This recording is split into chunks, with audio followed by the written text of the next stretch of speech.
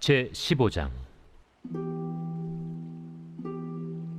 모든 세리와 죄인들이 말씀을 들으러 가까이 나아오니 바리새인과 서기관들이 수군거려 이르되, 이 사람이 죄인을 영접하고 음식을 같이 먹는다 하더라. 예수께서 그들에게 이 비유로 이르시되, 너희 중에 어떤 사람이 양 100마리가 있는데 그 중에 하나를 잃으면 99마리를 들에 두고 그 잃은 것을 찾아내기까지 찾아다니지 아니하겠느냐.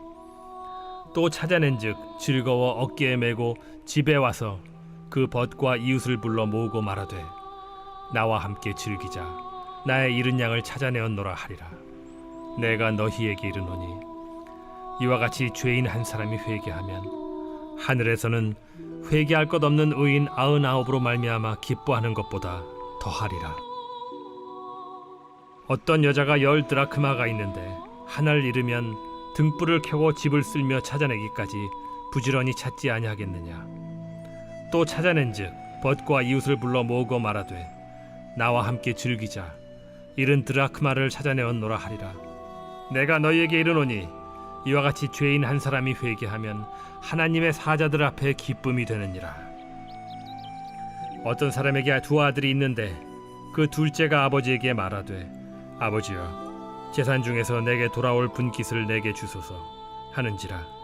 아버지가 그 살림을 각각 나눠 주었더니 그 후 며칠이 안 되어 둘째 아들이 재물을 다 모아 가지고 먼 나라에 가 거기서 허랑방탕하여 그 재산을 낭비하더니 다 없앤 후 그 나라에 크게 흉년이 들어 그가 비로소 궁핍한지라. 가서 그 나라 백성 중 한 사람에게 붙여 사니 그가 그를 들로 보내어 돼지를 치게 하였는데, 그가 돼지 먹는 쥐엄 열매로 배를 채우고자 하되 주는 자가 없는지라. 이에 스스로 돌이켜 이르되, 내 아버지에게는 양식이 풍족한 품꾼이 얼마나 많은가. 나는 여기서 줄여 죽는구나. 내가 일어나 아버지께 가서 이르기를, 아버지, 내가 하늘과 아버지께 죄를 지었사오니 지금부터는 아버지의 아들이라 일컬음을 감당하지 못하겠나이다. 나를 품꾼의 하나로 보소서 하리라 하고, 이에 일어나서 아버지께로 돌아가니라. 아직도 거리가 먼데 아버지가 그를 보고 측은히 여겨 달려가 목을 안고 입을 맞추니, 아들이 이르되, 아버지, 내가 하늘과 아버지께 죄를 지었사오니 지금부터는 아버지의 아들이라 일컬음을 감당하지 못하겠나이다 하나, 아버지는 종들에게 이르되, 제일 좋은 옷을 내어다가 입히고 손에 가락지를 끼우고 발에 신을 신기라. 그리고 살찐 송아지를 끌어다가 잡으라. 우리가 먹고 즐기자. 이 내 아들은 죽었다가 다시 살아났으며 내가 잃었다가 다시 얻었노라 하니 그들이 즐거워하더라. 맏아들은 밭에 있다가 돌아와 집에 가까이 왔을 때 풍악과 춤추는 소리를 듣고 한 종을 불러 이 무슨 일인가 물은데, 대답하되, 당신의 동생이 돌아왔음에 당신의 아버지가 건강한 그를 다시 맞아들이게 됨으로 인하여 살찐 송아지를 잡았나이다 하니, 그가 노하여 들어가고자 하지 아니하거늘 아버지가 나와서 고난데 아버지께 대답하여 이르되, 내가 여러 해 아버지를 섬겨 명을 어김이 없거늘 내게는 염소 새끼라도 주어 나와 내 벗으로 즐기게 하신 일이 없더니 아버지의 살림을 장녀들과 함께 삼켜버린 이 아들이 돌아오매 이를 위하여 살찐 송아지를 잡으셨나이다. 아버지가 이르되, 예, 너는 항상 나와 함께 있으니 내 것이 다 네 것이로되 이 내 동생은 죽었다가 살아났으며 내가 잃었다가 얻었기로 우리가 즐거워하고 기뻐하는 것이 마땅하다 하니라.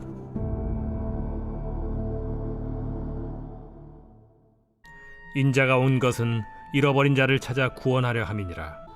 또 그의 이름으로 죄 사함을 받게 하는 회개가 예루살렘에서 시작하여 모든 족속에게 전파될 것이 기록되었으니 너희는 이 모든 일의 증인이라. 성도 여러분 안녕하세요. 오늘도 말씀의 은혜로 승리하는 저와 여러분 되기를 주님의 이름으로 축원드립니다. 오늘 드디어 우리가 이 누가복음, 이 신약성경의 3번째 책인 누가복음의 여행을 이제 떠나려고 준비하는 시간입니다. 그래서 내일부터 우리가 본격적으로 1장부터 여행할 거고요. 오늘은 매번 그랬듯이 우리 누가복음 여행을 떠나기 전에 이 누가복음이 어떤 책인가 함께 좀 지도를 보는 그런 시간들을 좀 갖도록 하겠습니다. 여러분 앞에 들어도 잘 아시죠? 이 누가복음은 굉장히 재밌는 책입니다. 특별히 핵심 장이 따로 있고요, 핵심 절들이 또 따로 있습니다. 그래서 앞에서 우리가 다 듣고 왔는데 핵심 장은 15장입니다. 특별히 잃어버린 것들을 찾으시는, 이런 잃은 것을 찾으시는 예수님의 비유가 이 누가복음의 핵심 장이라고 할 수 있습니다. 그리고 또 그것들에 이어서 우리 두 가지 또 누가복음의 핵심 구절을 살펴보자면 19장 10절과 24장 47절에 48절 할 수 있는데요. 이건 한번 제가 읽어볼게요. 19장 10절입니다. 인자가 온 것은 잃어버린 자를 찾아 구원하려 함이니라. 아멘. 24장 47절에서 48절. 또 그의 이름으로 죄사함을 받게 하는 회개가 예루살렘에서 시작하여 모든 족속에게 전파될 것이니 기록되었으니 너희는 이 모든 일의 증인이라. 아멘. 그렇습니다. 그래서 오늘 이 두 구절은 이 누가복음이 가지고 있는 굉장히 중요한 정신들을 다 잘 표현해줍니다. 그래서 잃어버린 자들을 찾는, 유대인뿐만 아니라 이방인들, 그래서 하나님이 잃어버린 모든 자들을 찾아 구원하기를 원하시는 그런 모습과, 또 그런 자들에게 예수 그리스도를 믿고 회개하여 주님의 구원을 받을 수 있는 자들로 증인되고, 또 이 우리의 세계 선교로 우리를 파송하고 부르시는 이 주님의 명령이 이 누가복음의 굉장히 중요한 핵심 구절, 전체 핵심 구절이다라고 할 수 있습니다. 그래서 이러한 핵심 구절들을 통해서 우리가 두 가지 누가복음의 기둥을 한번 살펴볼 수 있는데요. 하나를 보자면 먼저 누가복음의 첫 번째 기둥은 뭐냐?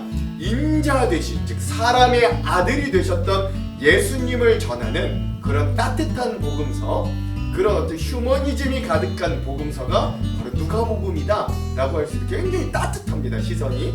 또 하나, 잃어버린 것을 찾으시는 하나님의 마음을 알아 세계를 품고 선교로 향해 나아가는 복음서가 바로 누가복음이다. 누가복음은 이 두 가지 이 기둥을 붙잡고 추진력을 얻어 나아가는 책이 바로 누가복음이다 라고 할 수 있습니다.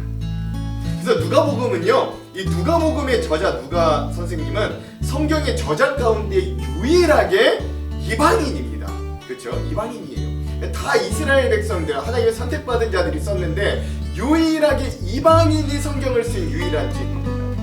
이 누가는 안디옥에 거주하였던 헬라인 의사였습니다. 그는 끝까지 사도 바울과 함께 동거동락하며 동역했던 신실한 인물이었고, 자신이 가진 의사로서의 재능으로 하나님의 사역에 봉사함으로 많은 사람들에게 사랑받는 의사였다라고 기록될 정도였습니다. 누가의 이와 같은 희생적인 봉사정신은 그리스도의 제자들에게 요청되는 것으로 헌신적인 희생을 강조하는 그의 복음서와 또 사도행전의 기록들 속에서는 아주 잘 나타납니다. 또한 그는 지적인 헬라인 출신 의사였기 때문에 냉철한 지성과 교양, 의사로서의 덕망과 아울러 예수님의 복음에 대하여 뜨거운 열정을 가지고 있었어요. 그리하여 그는 누가복음과 사도행전의 모든 일을 상세하고도 정확하게 기록하여서 자신과 같은 문화권에 살았던 헬라 이방인들에게 예수 그리스도에 대한 복음을 전하고자 평생을 힘썼던 이방인 제자이기도 합니다. 이런 누가의 모습을 통해서 우리는 그가 이방인이어도 참 그리스도의 제자된 자로서 자신의 능력과 재능을 최대한 활용하여 예수님의 사역에 동참함을 보고, 또 출신과 혈육이 아니라 예수 그리스도에 대한 열정과 복음을 전하는 순수한 믿음을 배울 수 있어야 됩니다. 특별히 사복음서 중에 누가복음은 예수님의 지상 생애에 대한, 즉 인간으로서의 예수님에 대한 믿음을 묘사가 가장 문학적이고 예수님의 인간성에 대한 최고의 통찰을 우리에게 유일하게 제시해 줍니다. 그래서 누가복음의 인물과 사건에 대한 생생하고도 세밀한 묘사는 수세기 동안 수많은 예술가들의 소재가 되기도 하였다. 그래서 여러분, 앞서 이 누가복음 이 표제에 나오는 이 그림이 뭐냐면 렘브란트라고 하는 굉장히 유명한 화가가 그린 돌아온 탕자라는 아주 명작입니다. 그런 이 명작들, 그런 예술에 굉장히 많은 영감도 준 책이 바로 누가복음이다 라는 것들도 여러분 아시면 되겠습니다. 자, 그러면 이런 책인 걸 우리가 좀 알면서 이제 누가복음의 개요를 한번 알아볼게요. 그래서 첫 번째, 누가복음이라는 이름에 대해서 한번 살펴봅시다. 자, 헬라어로는 카타루칸 유앙겔리온이라고 이야기합니다. 즉 카타루칸, 루칸에 의해, 우리나라 말로는 누가에 의한 유앙겔리온, 복음서다 라고 할 수 있는 거예요. 자, 그럼 이 루칸, 누가라는 이름의 뜻은 뭐냐? 빛나다, 총명하다, 빛나게 하다, 뭐 이런 뜻이라고 합니다. 영어 성경은 The Gospel According to Luke라고 돼 있고요.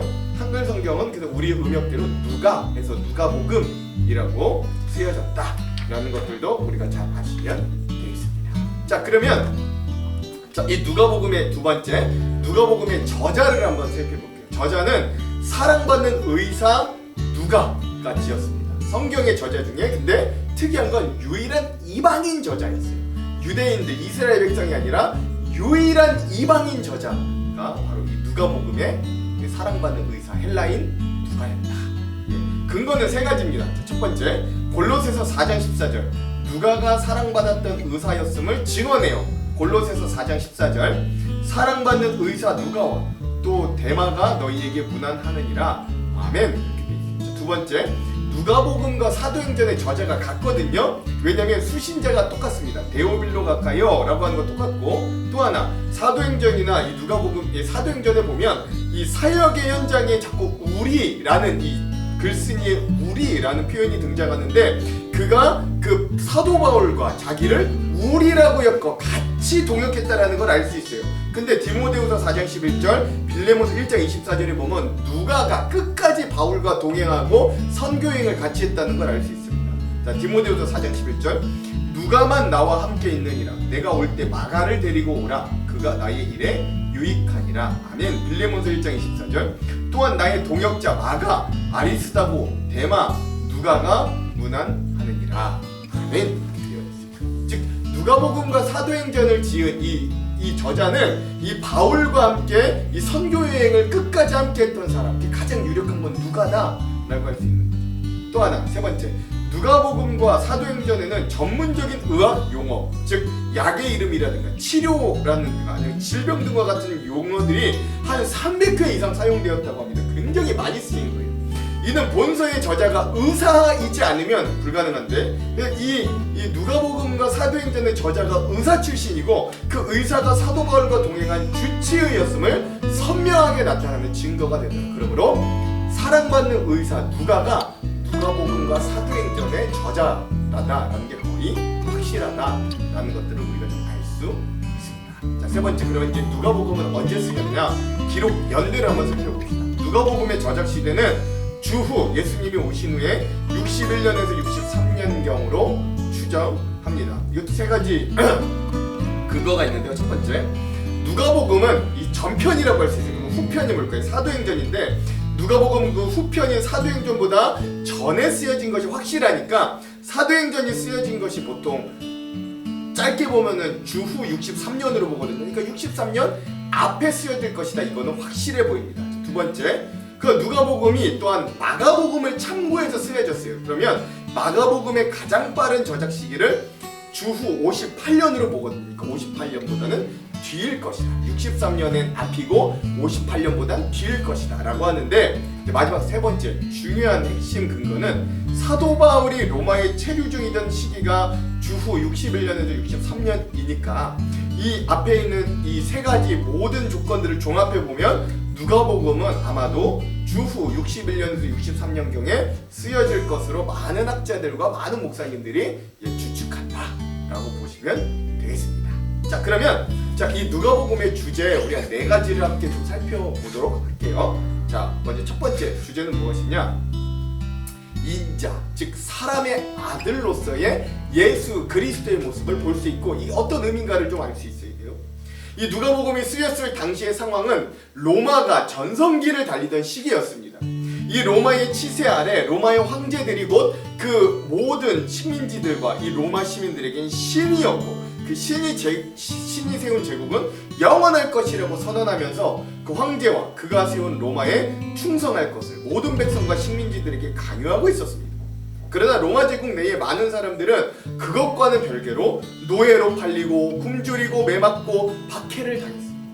숱한 철학과 세속 종교의 스승임을 자처하는 사람들은 우후죽순 생겨났으나 그들은 결국 참 진리와 구원의 갈증을 많은 사람들에게 해소해주지는 못했습니다. 제국은 부강해지나 그럴수록 도덕과 양심은 짓밟혔고 일시적인 쾌락에 대한 탐욕만이 온 로마 제국 내에 가득했어요. 많은 사람들이 참 평화와 구원에 대한 아무런 희망이 없이 그저 자신들에게 주어진 삶을 죽지 못해 살아내야 했습니다. 즉 제국은 가정 번영하던 시절 역설적으로 그 안에 살던 그 누구도 참다운 인간으로서의 삶을 살지 못하였고 영원한 구원에 대한 희망도 점점 사라지던 시기였습니다. 그러니까 탐욕과 쾌락만 남은 거예요. 의사였던 누가는 이런 환경 속에서 당시 로마 제국 안에 있는 여러 이방 민족들에게, 특별히 헬라 문화에 젖어 있던 그들에게 어떻게 예수님께서 우리의 구주가 되시는지 그 진리를 헬라 문화에 맞게 그들의 가슴에 와닿는 사실 그대로의 역사적 측면을 보여주려고 애를 썼습니다.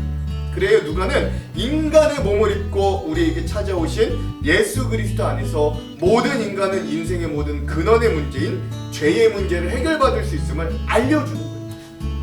그래서 누가복음은 어떻게 우리 인간의 구원을 위해 절대 주권과 능력을 가지신 하나님께서 우리와 같은 인간의 모습으로 오게 되었는가를 자세하게 알려줍니다. 그래서 유일하게 이 사복음서 중에 예수님의 유년기와 그 성장의 모습이 보여지는 건 누가복음뿐이에요.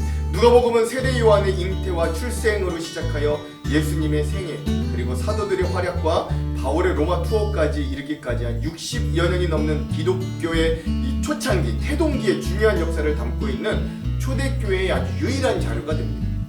또한 누가는 예수님께서 우리와 같은 인자가 되셔서, 즉 사람의 몸을 입으셔서 구원을 위해 행하셨던 예수님의 생애와 사역, 그리고 예수님의 죽음과 부활에 관한 내용, 그리고 그 진실성에 대하여 헬라 문화에 젖은 이방인 독자들도 더욱 쉽고 명확한 진리에 대한 확신을 가지도록 이 누가복음을 썼다.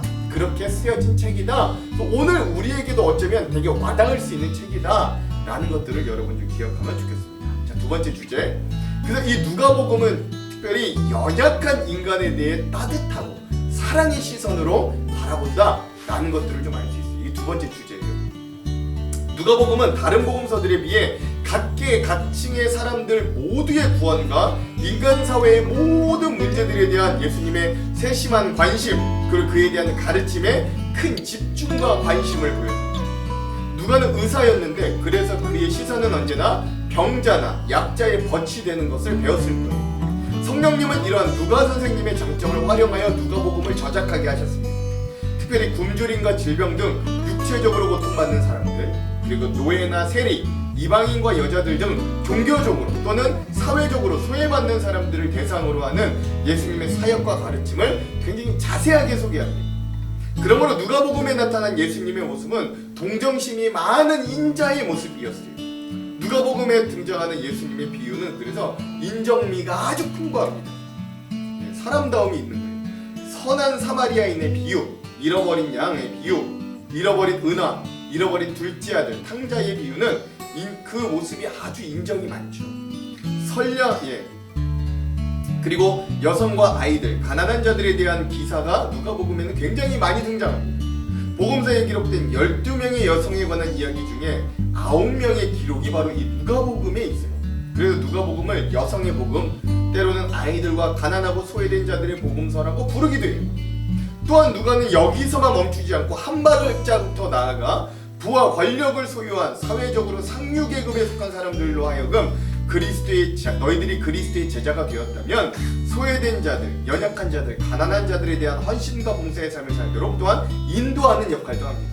그러므로 누가복음에서 인자된 예수님의 모습을 통해 주님은 우리 모두의 연약함과 고통을 능히 아실 뿐 아니라 이를 공감하시고 이해하고 계시며 결국 이 모든 연약함과 고통을 제거하시고 천국의 구원과 영생을 주실 것을 새삼 확인시켜 줍니다.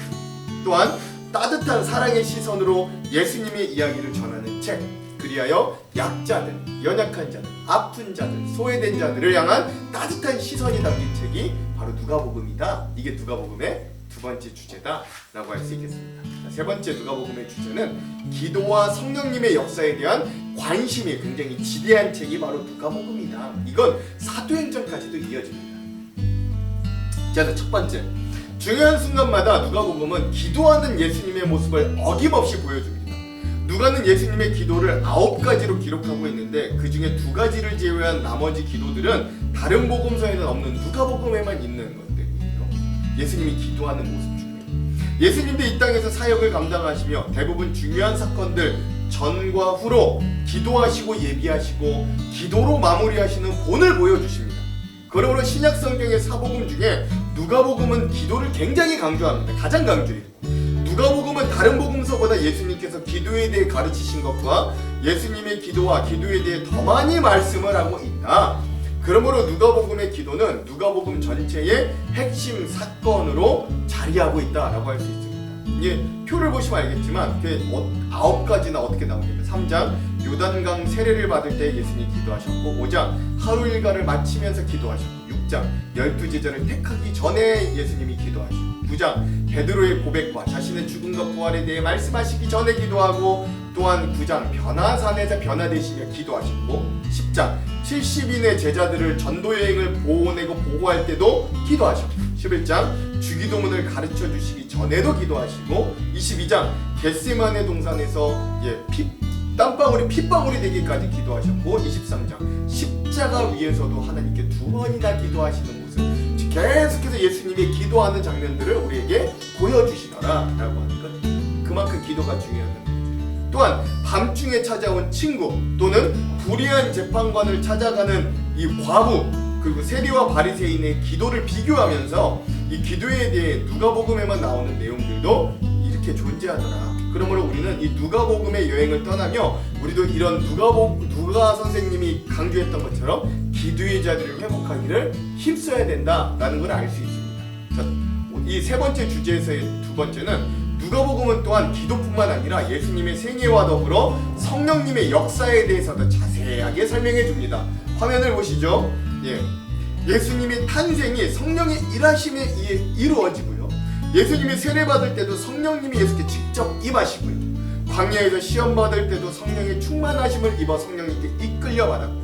예수님의 사역은 성령의 권능으로 시작하시고요. 예수님의 지상 모든 사역을 감당하실 때 언제나 예수님은 성령에 충만하셨고요. 제자들은 위로부터 오는 능력을 입을 때까지 예수님께서 기다리라 라고 하는 명령을 받았는데 이게 이제 사도행전에 가면 오순절 성령 강림을 가리킨다 라는 것들을 알 수 있고 또한 마지막 누가복음은 성도들이 어떻게 성령을 의지하며 살아야 하는지에 대해 자세하게 여러 군데에서 설명해 주더라. 이렇게 누가복음은 성령의 역사에도 굉장히 관심을 가지고 있는 책이다 라고 할 수 있어요. 오늘날 여전히 우리 신앙인들의 삶은 성령님께서 각자의 삶의 자리와 교회와 세계 속의 역사함으로 우리는 신앙생활을 영위해 갈 수 있고 복음 전파와 선교 현장 속에서 하나님의 도우심으로 전진해 나아갈 수 있습니다.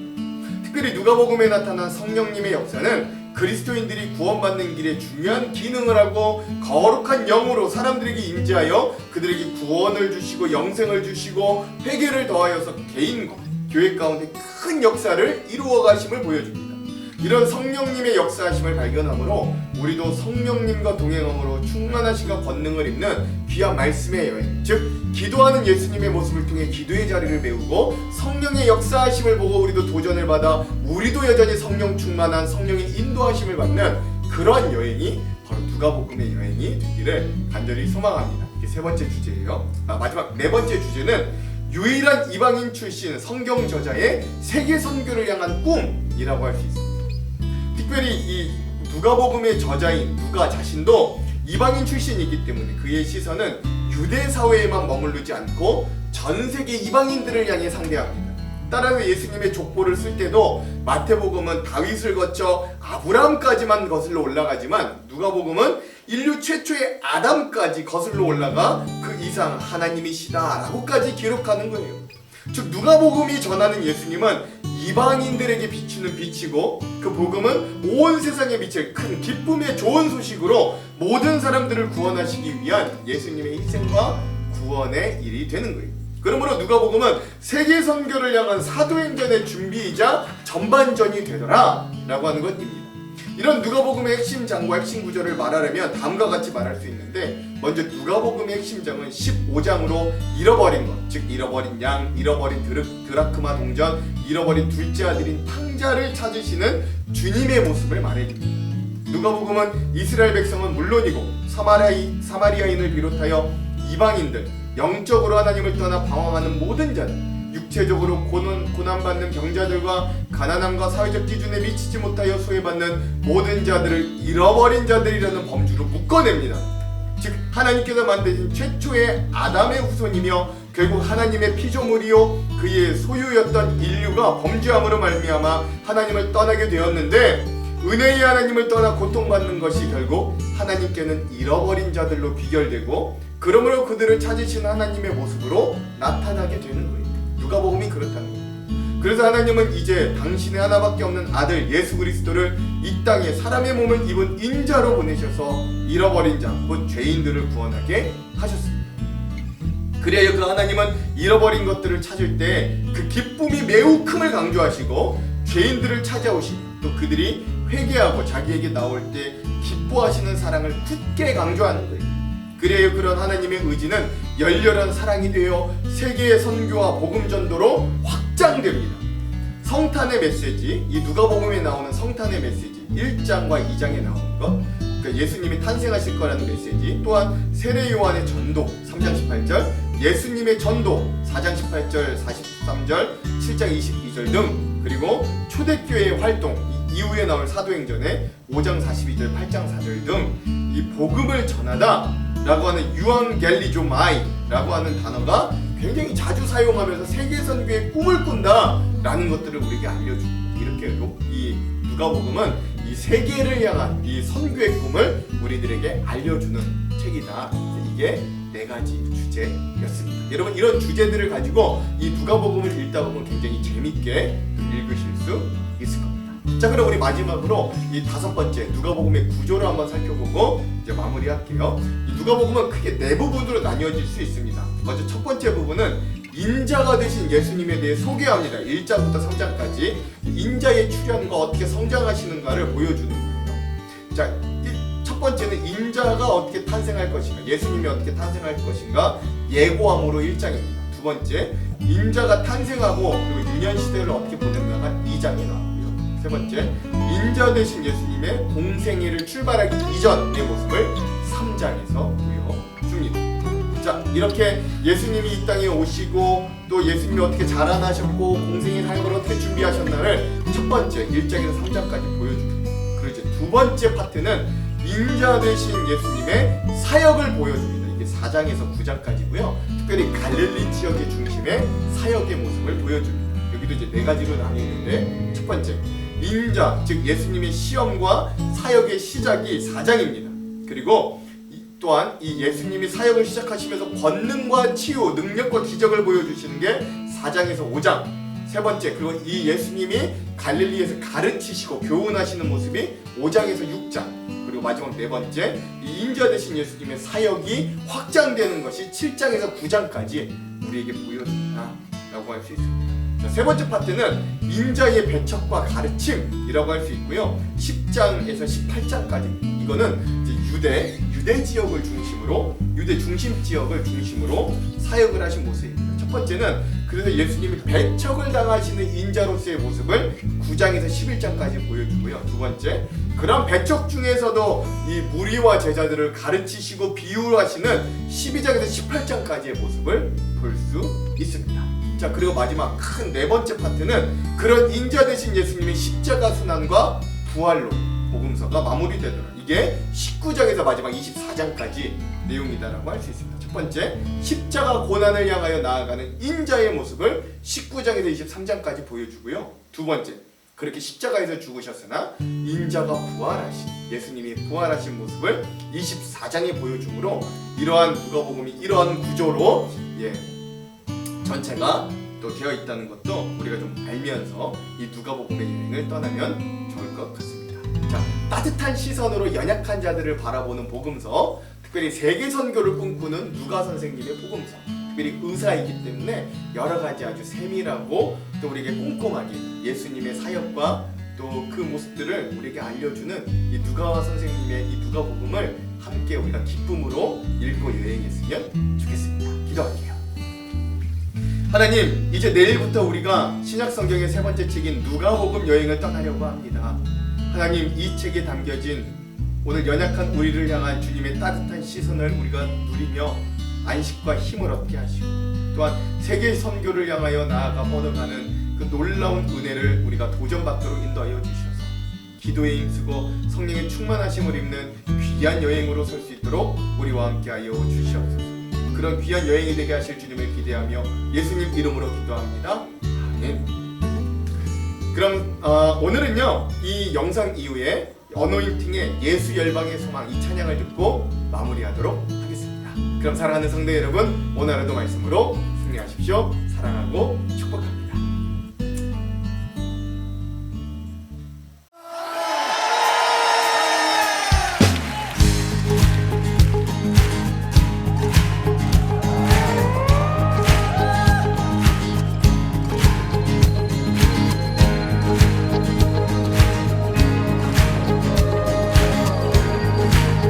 우리 믿음으로 선포하며 나갑시다. 예수 열방의 소망 예수 우리의 위로자 주는 온 땅의 영원한 소망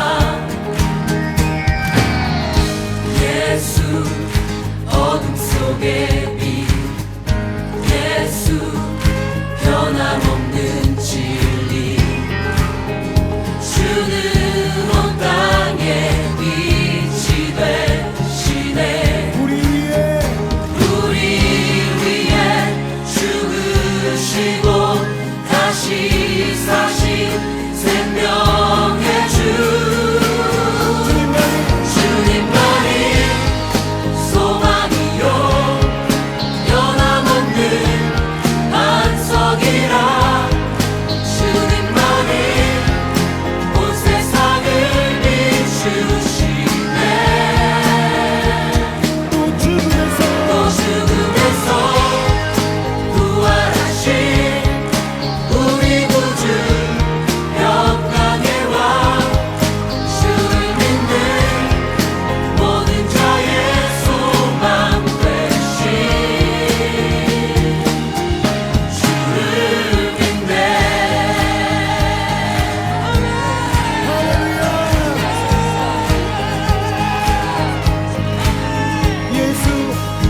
예수 열방의 소망 예수 우리의 위로자 주는 온 땅의 영원한 소망 예수 어둠 속의 빛 예수 변함없는 진리 주는 온 땅에 빛이 되시네 우리 위해 죽으시고 다시 사신 생명의 주 주님만이 소망이요 변함없는 반석이라 주님만이 온 세상을 비추시네 또 죽음에서 부활하신 우리 구주 영광의 왕 주를 믿는 모든 자의 소망 되신 주님만이 소망이요 변함없는 반석이라 주님만이 온 세상을 비추시네 또 죽음에서 부활하신 우리 구주 영광의 왕 주를 믿는 모든 자의 소망 되신 주를 믿네